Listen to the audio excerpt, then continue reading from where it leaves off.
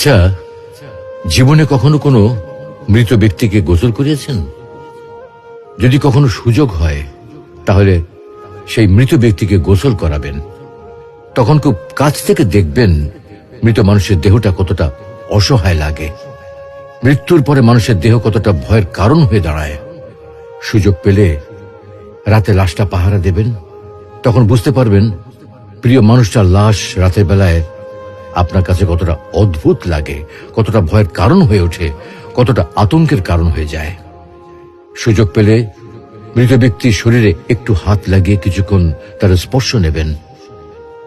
আপনি তখন উপলব্ধির সুযোগ পাবেন এই পৃথিবীতে বিশাল প্রভা প্রতিপত্তি মৃত্যুর পরে কতটা নির্যাতনের রূপ নেয়। সুযোগ পেলে আপনজনদের লাশ কবরে নামাবেন খুব আগ্রহ নিয়ে।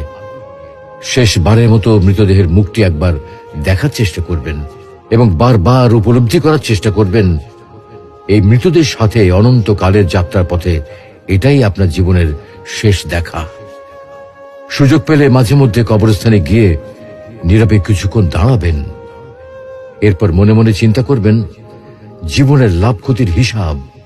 এই মৃত মানুষগুলো এই পৃথিবীতে কি করে গেছেন, কাদের রেখে গেছেন। যাদের রেখে গেছেন তারা কি কখনো এই মৃত মানুষগুলোকে স্মরণ করার জন্য কবরস্থানের আশেপাশে একটি বারের জনকে দেখতে আসে?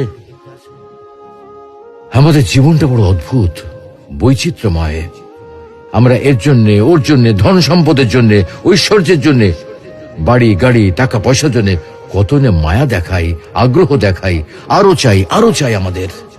অথচ এই জীবনে আমরা মৃত্যুর কথা না ভেবে, পরকালের জবাবদিহির কথা না ভেবে কিভাবে আরো সম্পদ অর্জন করতে পারি সেই চিন্তায় বিভোর থাকি। হায় রে জীবন, এখনো সময় আছে, ফিরে আসুন মহান রবের দিকে।